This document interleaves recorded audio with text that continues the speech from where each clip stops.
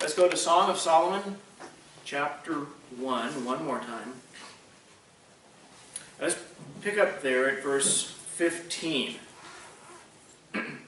Behold, thou art fair, my love. Behold, thou art fair. Thou hast dove's eyes. Behold, thou art fair, my beloved, yea, pleasant. Also our bed is green. The beams of our house are cedar, and our rafters of fir. This passage is probably the king, once again speaking to the bride. So what we've had thus far is the bride addressing the king up in verses 1 through 7, and then the king addressing the bride in verses 8 through 11, and then the bride describing the king to someone, verses 12, 13, and 14, and the king addressing the bride once again here in verses 15, 16, and 17.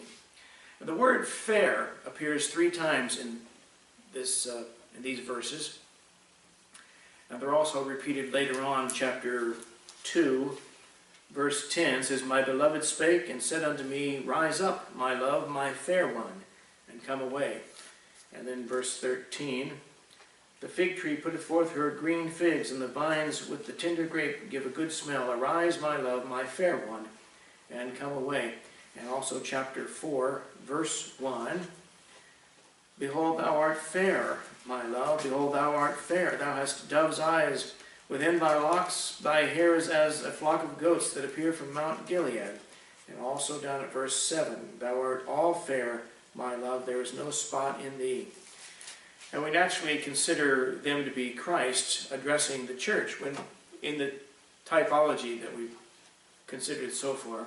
And he says in verse 15, Thou hast dove's eyes. And I've watched doves at these ceremonies where they release doves into the air to symbolize something or another. It might be a wedding. Very often it's a funeral. And doves' eyes seem to be looking in all directions at the same time. They're shaped rather uniquely. But not only does the bride have them, the bridegroom is also said to have them. In chapter 5, verse 12 states, His eyes are as the eyes of doves, by the rivers of waters washed with milk and fitly set. His eyes are like her eyes. Christ said the light of the body is the eye, Matthew 6:22. And if he is the light of the world, which he said he was, John 9, verse 5, and if you have Christ in you, the hope of glory, which Paul says we do, Colossians 1:27, then your eyes should be like his eyes as well. You should see things the way he sees them. You ought to look at things the way he would look at them, and not look at things which he would not look at. Let me draw your attention to 2 verses. Go forward to the book of Habakkuk. And that's another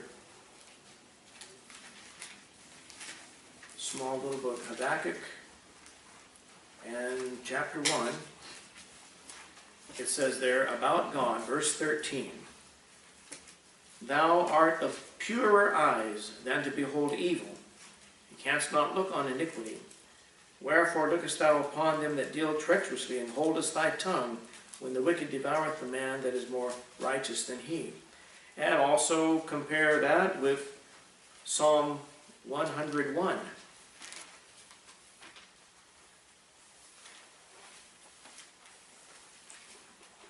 Psalm 101, and there, verse 3, David says, I will set no wicked thing before mine eyes. I hate the work of them that turn aside, it shall not cleave to me. We don't review that verse in our minds when we turn the TV set on, do we? Normally we don't. We turn it on without thinking. Kent Hovind said the word muse means to think. I'm musing on a thought. I'm musing on an idea. It means to think. And when you put an A or an alpha in front of a word. In Greek, it reverses the meaning. So to amuse means to not think. And we spend a lot of time in amusement. And they have amusement parks. And we amuse ourselves with all sorts of things because we don't think. We just rush into activities without thinking very often. But just like Christ has purer eyes than to behold iniquity, that should be the desire or the goal of a true believer, is to not dwell on things that would be unbecoming of the Lord Jesus, unpleasing to God. And yet we tell ourselves, we rationalize it, well, how am I going to know what's happening in the world if I don't at least see that story? And there's maybe some measure of validity to that. But I think we ought to make up for it by spending more time in the Bible. For every hour someone watches television, do you think they could spend an hour reading their Bible? What if for every hour you and I spent watching television, we could just spend at least 10 minutes reading through the Scriptures, reading something in the Scriptures? All right, you watch 2 hours of television, so okay, now you have 20 minutes. You know, when the Bible asks, will a man rob God? And yet you say, wherein have we robbed thee? In tithes and offerings. A tithe was what? How much? 10%. 10%. Well, if you and I tithe back to God 10% of everything we possess, it would mean we owe God 2 hours and 40 minutes of our time every day. You know, you break it down into hard numbers and, oh man, that's pretty exact. Yeah, but we spend, Bob Jones Sr. would often say it's a sin to do less than your best. But the truth is, all the Christians I know in my generation give God far less than their best. I give him much less than my best. And I don't give him what, if the truth be told, what I owe him. But let's move on.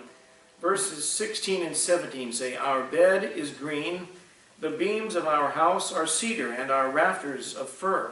Those verses sound like the honeymoon for these lovers is outdoors. Now that seems odd, but you have to remember that Adam and Eve were wedded in a garden outdoors, and their honeymoon took place outdoors. That's the great goal of modern science and modern education, is to recreate paradise conditions on the earth, make sure we get to a perfect climate with a perfect environment, and also encourage people to be able to run around wearing as little clothing as they want to wear, and make it a so-called paradise on earth without God being involved. And God will recreate the Eden, but he'll do it on his terms. Look forward quickly at Isaiah chapter 11.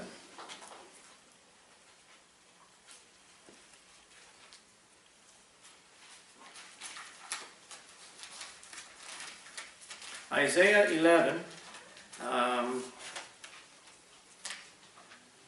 begin there at verse 5. And righteousness shall be the girdle of his loins, and faithfulness the girdle of his reins. The wolf also shall dwell with the lamb, and the leopard shall lie down with the kid, and the calf and the young lion and the fatling together, and a little child shall lead them.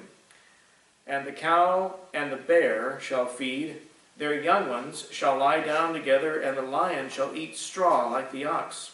And the sucking child shall play on the hole of the asp, and the weaned child shall put his hand on the cockatrice den. They shall not hurt, that is the animals, they shall not hurt, nor destroy in all my holy mountain, for the earth shall be full of the knowledge of the Lord as the waters cover the sea. And verse 10 says, "In that day there shall be a root of Jesse, which shall stand for an ensign of the people. To it shall the Gentiles seek, and his rest shall be glorious." When it says it, he clarifies he's talking about a person. His rest shall be glorious. Verse 12, "And he shall set up an ensign for the nations, and shall assemble the outcasts of Israel, and gather together the dispersed of Judah from the four corners of the earth." Now, historically, the text that we read in Song of Solomon, historically, the house he describes could be a reference to one of three houses which Solomon built in Jerusalem. We're also told that he built the house of the forest of Lebanon in 1 Kings 7, verse 2.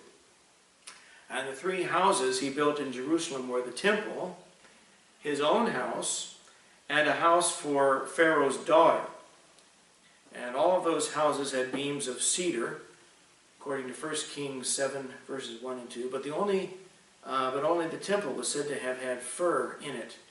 1 Kings 6, verse 15. But unlike the description in our text, the fir in the temple was only said to be in the planks of the floorboards, not up in the rafters. And all of this in type means that the earth is going to be restored to Edenic conditions when Christ begins to reign, but not until then. And the Christian will dwell in the house of the Lord forever, Psalm 23 tells us. And Jesus said, "In my Father's house are many mansions." And then he said, "I go to prepare a place for you," John 14:2. When the Lord Jesus begins to reign over the world, and the Jew is restored to his land once again, and embraces the Messiah finally after all of this time, the believer, the Jew, gets the earth. That's been promised to Abraham and his physical lineage since Genesis chapter 12. But for the believer, he gets New Jerusalem as a home to dwell in, and I suppose the entire universe as his playground, because we will be changed and made immortal, incorruptible. 1 Corinthians 15 assures us. And heaven is my throne, earth is my footstool. What house will you build me? The book of Acts reiterates in Acts 7, Acts 14, along in there. You and I will have the entire universe to dwell in. And the Bible says in Isaiah chapter 9, verse 7, "Of the increase of his government and peace there shall be no end." And not the length of time, but the size and the scope of his kingdom is going to expand into the universe, and you and I will be right there with him. If Adam and Eve, I think we'll close right there for tonight. I know we didn't get very far, but that's all right. If Adam and Eve had fulfilled their first commission to be fruitful and multiply and replenish the earth, and had done so without ever sinning, sin never entered into the world, then it's safe to assume they'd still be alive today. And if God didn't tell them to do anything differently, they'd still be reproducing and replenishing the earth. This world would be pretty crowded by now. And because without sin, there'd be no wickedness in the world, no evil in the world. And everyone born after them would be alive too. So this world would be populated with 6,000-year-old people, just as healthy now as when they were young.